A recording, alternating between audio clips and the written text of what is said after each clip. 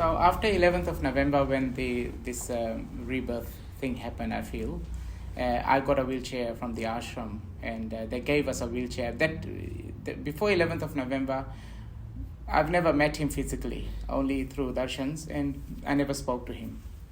So on 11th of November, they gave me a wheelchair, and then some of the friends, actually, they started taking me out for the ashram darshan, to go and see him in the ashram and sit in the... on the 23rd of November, the program happened of Baba, his birthday celebration. On the 25th and 26th, some of the devotees, who were helping me from New Zealand, they joined the group, and we went for darshan, and on the 27th, I had to return the wheelchair. So on the 26th, the group leader of New Zealand youth group, he actually asked me if I would like to join the New Zealand youth group through other devotees. So they gave me a scarf, to cut the story short. They gave me a scarf where when you go, all the New Zealand or Fiji or anyone, they used to have wear a scarf so you get recognized. So the New Zealand youth group leader, he actually chose me in his group. He took me in his group, but unfortunately couldn't take my mother because she was not a youth. They took me as a youth, and I was part of their youth group. So on 25th, Baba came and asked the youth group, how many in your group? And they said 22nd. And there was 2 other New Zealand youth group, they were there. So they joined, so they were 24. So on the 27th, I was actually joined into the group as well. So Baba came and he was walking around them, and there was this New Zealand youth group, very smart looking, sitting in front of the darshan line, and Baba came and asked the group, how many in your group? And some of the boys knew that I was in there, some of the boys they didn't know. So the people who didn't know, they said, oh, Swami 22 and 24. And then someone said, no, Swami 25. And then Baba looked at the boys and said, you New Zealand, where are you from New Zealand? Like, you people don't know how many in your group, So they said 25 Swami. And then some of the boys said, yes, Sailesh is in the group as well. So they're 25. He said, yes. Baba said, yes, I know. Come for an interview. All the boys got up, and then they started walking towards the temple where the interview used to happen. I was sitting on a wheelchair right at the back, and that was the last day for my wheelchair to be returned to the ashram. So Baba looked at me on the corner, and then he said, go, like he must have said, go, send the Sevadals to take me in. So I went, they took me up right to the mandir, and somehow or the other they picked me up, and I took my crutches as well. They took me out and sat in front of the room where he used to take people inside the temple for their interviews. So they took me, everyone inside. We all went inside. And now we are sitting inside the room of Baba, the master. So he turned the light on and everything, and he sat on his chair. So when he sat in his chair, somehow or the other, after how many years later, I managed to sit on the floor in front of him. So he was sitting here and I was sitting in front of him there were about 25 New Zealand youths and 25 Japanese youths. We were all jam-packed in one small room of his ashram, like 50 youths in one small room. So we were sitting together, and I was sitting there in front, and there were some other devotees, and Baba looked at me, and one of my dress, like the what I was wearing, is touching one of the girls' dress. And then he looked at me, he said, segregation, very important, boys and girls separate, no touching.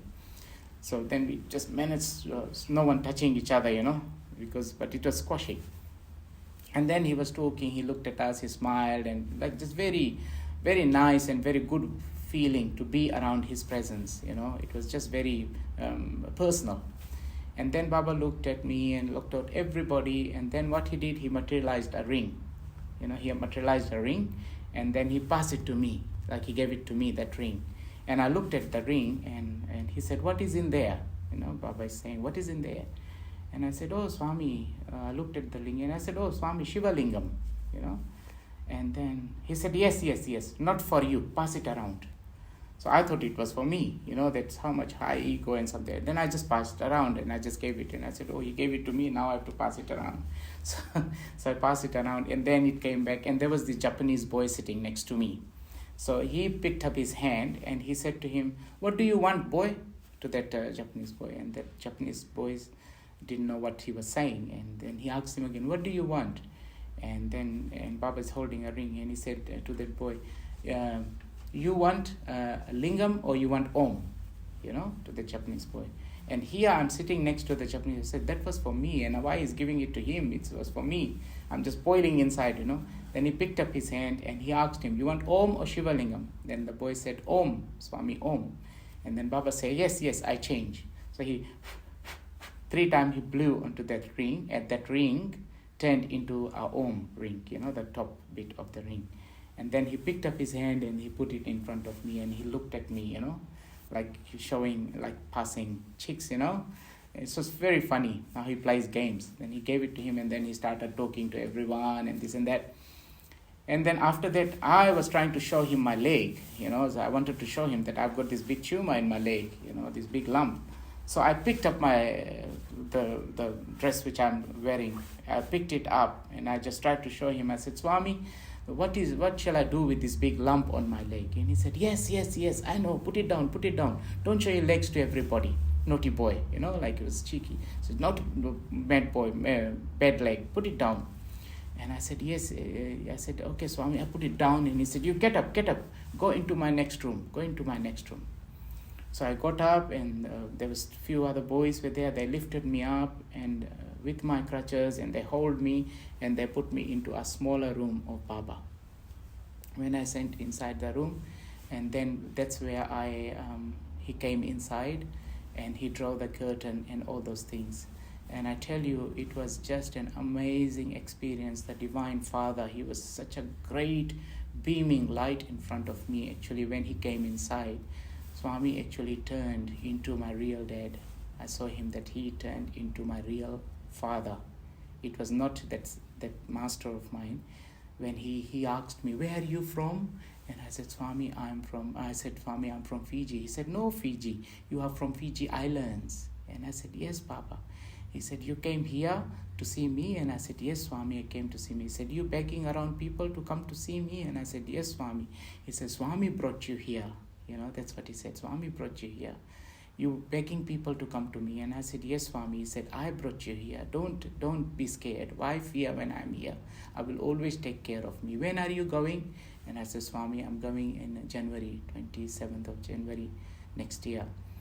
And he said, no, you're not going anywhere. You stay with me. I will give you food. I will give you accommodation. I will give you money. That's what he said. Then what he said to me, lots of people outside, lots of people outside in the ashram. And I said, yes, Swami, everybody loves you. You are God, you are Bhagwan, all sorts of things. I started like a child, I started saying to me. And then he took my hand, this right hand, and he held my ring finger, the right ring finger. And he said, what do you want? And I said, Swami, I just want to love you. I want to get better. I want to, just be in your presence all the time. And he said, and in my mind, I was thinking about when he held my ring finger, I was thinking that he will turn me into a monk, or he will tell me how to not to get married or anything. So just, the childhood thinking, So he took my ring finger, and then he said, no, not your right finger. Give me your left finger. So he took my left ring finger, this one. He was holding my finger. And then he said, what do you want? And I said, ring finger? That means marriage. He might be actually wanting not me to get married. Then he said, what do you want? And then I was thinking in my head, what shall I say? Marriage? What shall I say? I don't know what to say. And then he looked at me and he said, what do you want? Do you want to marry or you want to merge? And then I quickly said, Swami, no, I want to merge. I want to be with you. I quickly said that. And he took my ring finger, and then he materialized a ring. And that ring he materialized, and he put my ring finger in it, exactly the same ring which he gave me in the first room. And when he took my ring finger, he looked and he said, you look into my eyes. So I looked into his eyes, and there it was, that same ring. He put it on my ring finger. And he said, do you want to marry or you want to merge? And I said, Swami, I want to merge. And he said, very good boy. You stay with me, I will give you food, I will give you accommodation, I will give you everything, money and all those things. And then he tapped my shoulder and he said, let's go outside. He spoke to me a few other things, and he said, let's go outside. Lots of people outside. And I said, yes, Swami. I said, Swami, I want to ask you something. I want to walk. And he said, what? You want to work? Bad leg? How can you work? And I said, no, Swami, I want to work. Oh, you always thinking of money, mad boy. You can't work. You have to work for me. Work for me. Then I said, yes, Swami. He said, why are you holding your crutches, and why are you holding this? And I said, Swami, to walk. He said, you don't need this. So he took my crutches and he opened the door and he gave it to the other youth group outside, and he held my hand and he said, you take one step, Swami take 100 steps. You take one step, Swami take 100 steps. You take one step, Swami take 100 steps. He said, come with me. So he held my hand, and then I started limping to the door. And then he opened the door, he opened the curtain, he opened the door, and everyone was sitting there. They started crying, because they saw me, I'm walking without crutches, and Baba holding my hand. So he took me outside, and then he started telling everybody, move, everyone move. This is Maharaja coming. A king is coming, making fun of me. And then he took me outside of the Prashanti, out of the main hall, and then he make me stand in front of everyone. He gave a big tap on my shoulder, and he tapped me, and he said to me, look at me, he said, practice walking in Prashanti. That's what he said. And he said, go and walk. So that was the first interview with Baba on the 27th of November 1994. That was my first encounter with him, where he himself has shown me my real dad in himself. I was very shocked. I was very, very amazed how he can change into another person. And that was my master.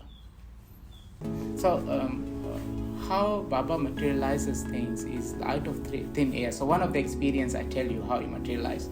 So we were called for an interview. One of the devotees, one of the students, one of the days we were called for an interview, and we were together in the ashram together. So when I used to see Baba materializes things, I was getting confident. He must be putting it somewhere, somehow or the other he's just taking it out from somewhere. Confusion, monkey mind.